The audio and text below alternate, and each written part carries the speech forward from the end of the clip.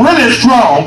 They say nobody could get out or nobody could get in unless the people of the city let them in. But God said late in the midnight hour, he said, when you walk around Jericho 7 times, he said, when you give a shout, I'm going to make the walls of Jericho come tumbling down. There ain't nothing that I won't do for those who walk upright before me.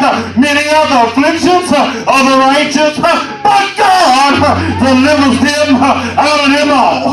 They had a widow woman and it was in a drought, and all she had was a little meal and a little oil. And then the prophet came and said, make me a cake first. She said, all I got is a little oil, and all I got is a little flour, and then I'm gonna make me a cake, me and my child, and then we gonna die. But the prophet said, make me a cake first. It happened when? It's not when she had a lot of oil, not when she had a lot of meal, but they waited until all she had was room for one more meal. And then he said, make me a cake first. And then she made it, and then she gave it to the prophet. And not only did they eat for the duration of the drought, but they ate a long time after. And the widow woman, she made a house for the man of God whenever he would drop by. And then the God that gave her the meal and the God that gave her the oil also gave her a child according to his word. But the child died.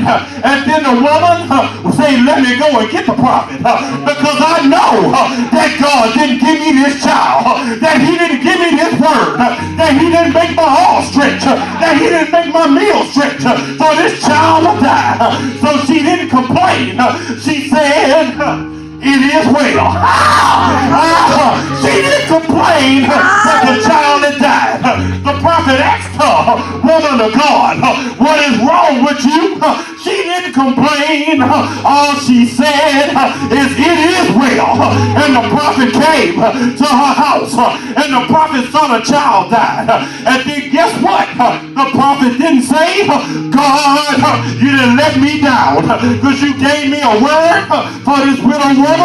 He just said, it is well. So he laid on the child, and the child came back to life. Hallelujah, Jesus. That made the meal stretch.